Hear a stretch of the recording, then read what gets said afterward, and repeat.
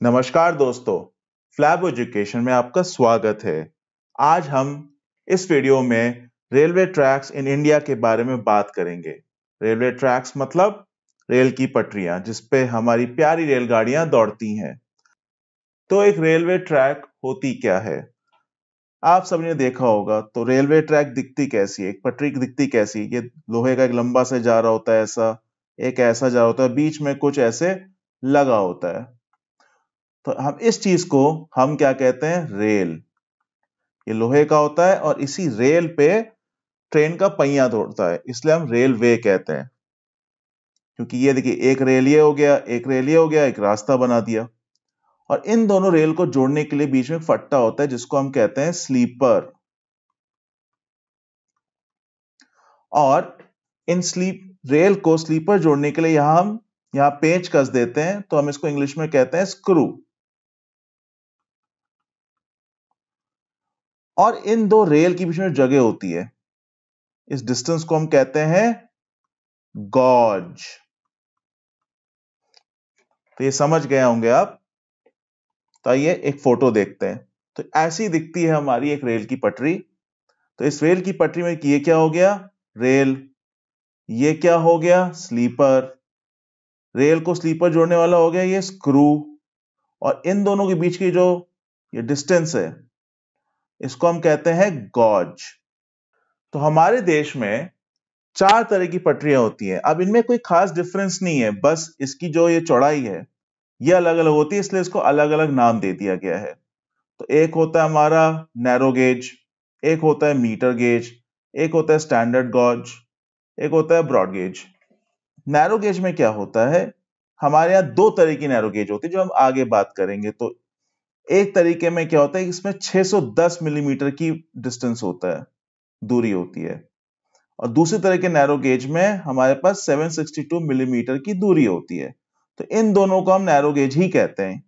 फिर एक तरीका होता है मीटर गॉज, वो छोटी, जिसको हम छोटी लाइन भी कहते हैं। तो मीटर गॉज क्या होता है? इसमें हमारा 1000 मिलीमीटर का या 1 मीटर का फासला होता है दोनों रेल के बीच में। फिर हमारा अगला आता है स्टैंडर्ड गॉज। इसमें हमारा क्या होता है? 1435 मिलीमीटर का डिस्टेंस होता है दोनों रेल के बीच में। फिर एक होता है ब्रॉड गॉज, जो कि हम बड़ी लाइन भी कहते हैं। इसमें इसमें 1676 मिलीमीटर का डिस्टेंस होता है। तो ये सारी चीजें वही हैं। ये रेल है, इनको जोड़ने वाले का स्लीपर है। तो रेल वही है, ये लोहे का बना होता है, बस इसमें दूरियों के अलग अलग होने के कारण इनको अलग अलग नाम दे दिया गया है। तो हमारे देश में 4 प्रकार की रेलवे लाइन होती हैं। हम अपने गांव में क्या कहते हैं? अपने छोटेपन में देखे क्या कहते हैं? मीटर गॉज मतलब छोटी लाइन, ब्रॉड गॉज मतलब बड़ी लाइन। क्योंकि ये सब जनरली पहाड़ों पे या टॉय ट्रेन इस पे चलती हैं और ये मेट्रो वेट्रो में काम आती है। तो सबसे बड़ा सवाल ये आता है कि हमारे देश में इतने तरीके का गॉज क्यों बनाए गए हैं? तो जब भी हम रेल की पटरी बिछाते हैं तो सबसे पहले हम उसका कॉस्ट देखते हैं। अब देखिए, अगर ये 2 पटरियां हैं और इसके बीच में दूरी कम है, तो ये जो फट्टा होगा छोटे लेंथ का लगेगा, तो इसका खर्चा कम आएगा। अगर यही दूरी रेल की बढ़ गई तो इसका फट्टे का खर्चा ज्यादा आएगा। तो पहला रीजन ये होता है। दूसरा होता है कि कौन सा एरिया है। तो होता क्या है कि जैसे जो पहाड़ का इलाका होता है उस पे देखिए, आपको पता ही है कि पहाड़ पे ये काटना रेल बड़ा दिक्कत का काम होता है। तो आप बहुत छोटा छोटा जगह काट सकते हो। तो पहाड़ में कुछ ऐसा होता है, पहाड़ आ रहा है, फिर छोटा सा आप काटते हो, नीचे जाता है। तो इस पर अगर आप बड़ी बड़ी पटरी लगाओगे दूर दूर वाली, तो आपको पहाड़ ज्यादा काटना पड़ेगा, जो कि बहुत ही कठिन काम है। तो उस जगह हम क्या करते हैं? हम छोटी दूरी वाली लाइनें लगा देते हैं। फिर देखिए, आजादी से पहले रेलवे हमारे देश में अंग्रेज लाए थे। तो अंग्रेज क्या किए थे? कोई अंग्रेजी सरकार ने नहीं बनाया था, अंग्रेजी सरकार ने वहां की अपनी कंपनियों को बोला था। तो हमारे देश को कुछ कुछ जोन में, कुछ कुछ रीजन में अलग अलग कंपनियों ने अपनी रेलवे लाइन बैठाई थी। तो जिस कंपनी का जैसा मन था, कितना कॉस्ट लगाना, एरिया कैसे, वैसे वैसे कुछ लोगों ने नैरो गेज लगाया, कुछ लोगों ने मीटर गेज लगाया। अब देखा जाए तो जैसे पहाड़ में आपको रेल लगाना है, तो आप देखिए कैपेसिटी और स्पीड, मतलब कि कितने लोग एक साथ बिठाना चाहते हैं और कितनी तेज गाड़ी चलाना चाहते हैं। तो अगर आप छोटी लाइन की रेल लगाते हैं तो पहाड़ में देखिए कट करना बहुत मुश्किल होता है, एकदम एकदम से कट आता है। तो अगर बड़ी लाइन की रेल लगाएंगे तो उसको मोड़ना बड़ा दिक्कत होता है एकदम से, तो वहां हम छोटी लाइन की रेल लगाते हैं। अब पहाड़ में भी देखिए गाड़ी जनरली आपने देखा होगा जो जाती है शिमला विमला में, छोटे उसमें छोटे साइज की होती है। तो नैरो गेज पे हम क्या करते हैं कि वहां हम देखते थे कि पहाड़ पे कम लोग को उस समय जाना होता था, तो हम वहां नैरो गेज लगा दिए। और जब रेलवे हमारे देश में आया था, तब अंग्रेजों का क्या था कि रेलवे उनको अपने मकसद के लिए लगाना था, अपना सामान ले जाने के लिए और कम खर्चा करना था। तो उन्होंने, और गाड़ियां भी ज्यादा तेज नहीं चलानी होती थी, ऐसा तो नहीं कि उस समय 200 किलोमीटर प्रति घंटे गाड़ी चलानी होती थी, तो उन्होंने बहुत जगह पे मीटर गेज लगा दिया। तो इन कारणों से हमारे देश में कई तरह के गेज होते थे, जैसे कि metre gauge, broad gauge, narrow gauge, standard gauge. अब नैरो गेज देखने में देखिए ऐसा होता है। तो नैरो गेज हमारे यहाँ देखिए जैसे बताया था 2 तरह के होते हैं। तो ये छोटा वाला है नैरो गेज, और ये थोड़ा सा बड़ा वाला है। तो ये वाला जो है ये चलता है माथेरान रेलवे। तो आप देखेंगे यहाँ लिखा होगा नेरल माथेरान। ये पुणे और मुंबई के बीच में एक जगह है, एक छोटा सा हिल स्टेशन है, बहुत खूबसूरत है। जो लोग वहां से हैं उनको पता होगा। तो ये ट्रेन नीचे नेरल से चलती है, ऊपर माथेरान जाती है। तो ये देखिए ये नैरो गेज है जिसकी चौड़ाई है 610 मिलीमीटर। और ये है जो कि कालका शिमला के बीच में चलती है, ये है 762 मिलीमीटर की लाइन है। तो दोनों ही नैरो गेज में आता है। ये है कालका शिमला लाइन में लगी है, और ये हमारे नेरल माथेरान में भी लगी है। तो अगर आप जैसे जू में भी जाते हैं तो आप इस चौड़ाई की पटरी देखते हैं, जैसे लखनऊ जू है, इस पे टॉय ट्रेन भी चलती है। फिर आता है मीटर गेज। मीटर गेज मतलब इन दोनों पटरियों की जो चौड़ाई है वो 1000 मिलीमीटर या फिर 1 मीटर की है।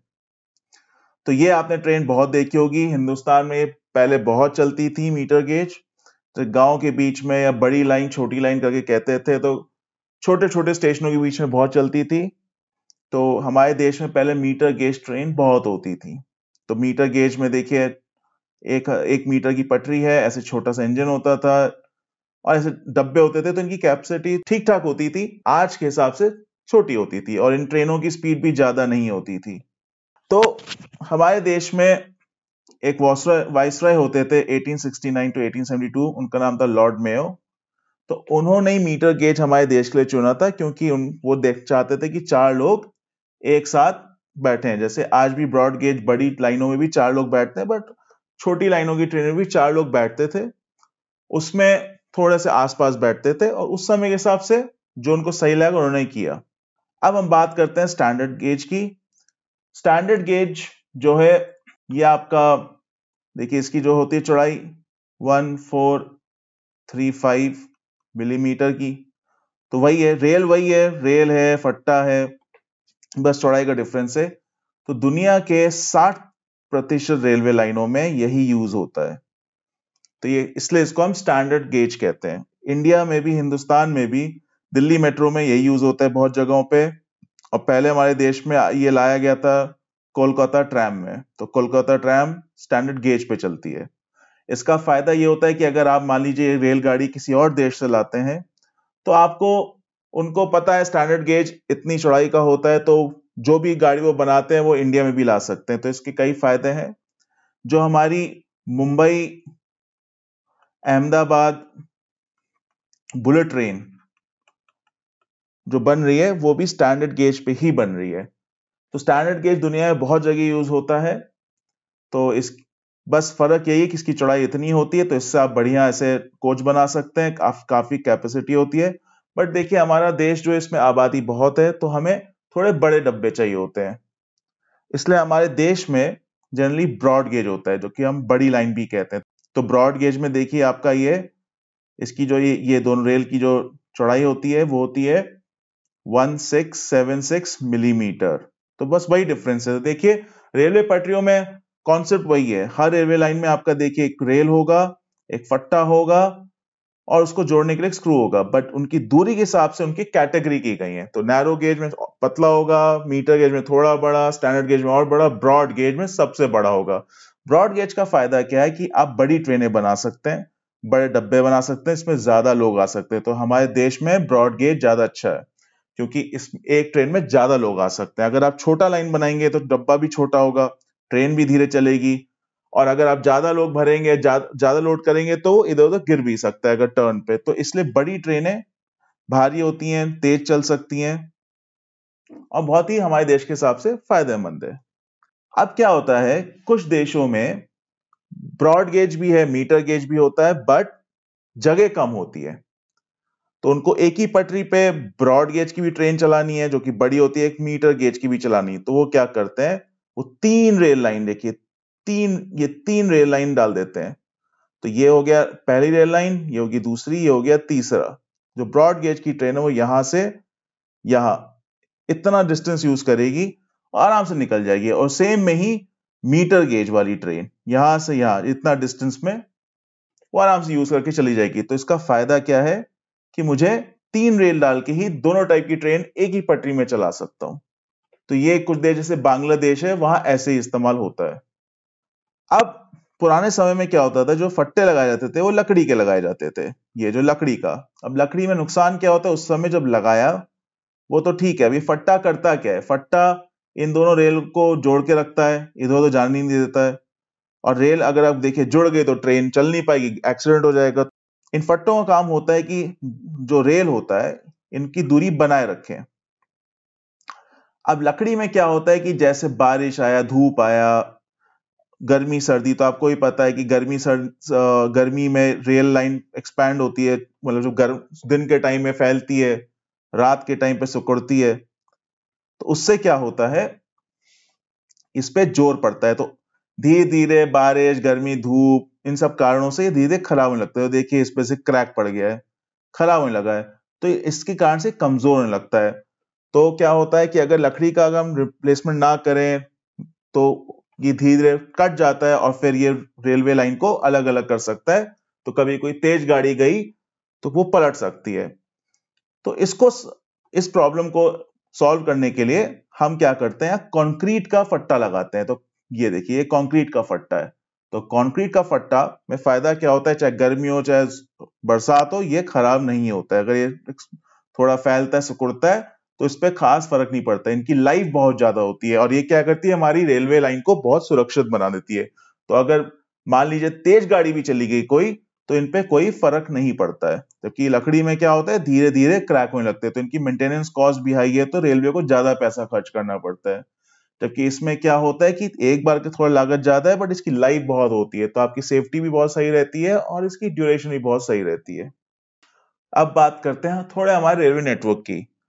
तो मार्च 31 2019 तक हमारे रेलवे के पास 1,23,542 किलोमीटर की ट्रैक थी, जिसमें से कि 90% ट्रैक जो है ब्रॉडगेज बन चुकी थी। तो अब देखिए क्या होता है कि हमारे देश में इतनी टाइप की चौड़ाई की पटरी होती थी, जैसे narrow gauge, metre gauge, broad gauge. तो अब आप बताइए, हर गेज के लिए आपको एक तरह का इंजन बनाना पड़ेगा, अलग तरीके का डब्बा बनाना पड़ेगा।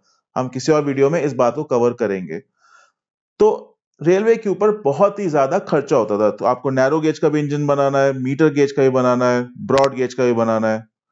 आपको जब दूसरे देशों से, अगर पहले हम लोग इंपोर्ट भी करते थे टेक्नोलॉजी को, तो अलग अलग टाइप के इंजन लाने पड़ते थे। फिर अपने देश में भी अलग अलग फैक्ट्री बनानी पड़ती थी, फिर अलग अलग टाइप के डब्बे, क्योंकि नैरो गेज के डब्बे अलग तरह के होते हैं, मीटर गेज के अलग, ब्रॉड गेज के अलग। हमारी रेलवे ने एक फैसला लिया कि हम सारी लाइनों को हम ब्रॉड गेज में बदल देंगे।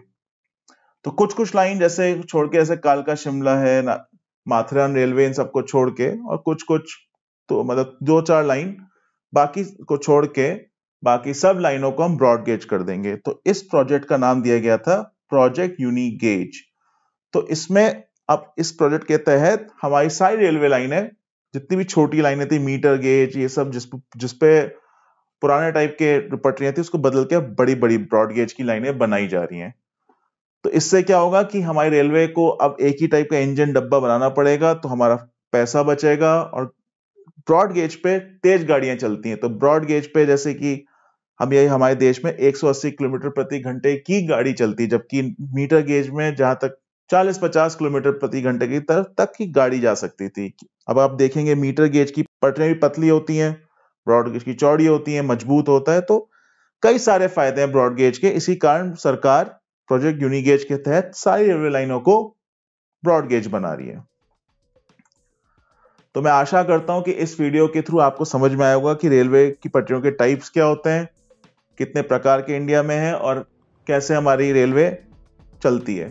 तो अगर आपको ये वीडियो पसंद आया हो तो इस वीडियो को लाइक करिए, शेयर करिए और चैनल को सब्सक्राइब करिए और बेल आइकन जरूर दबाइएगा, जिससे कि जब भी हम ऐसी और वीडियो लाएंगे आपके लिए तो आपको पता चल जाए। नमस्कार।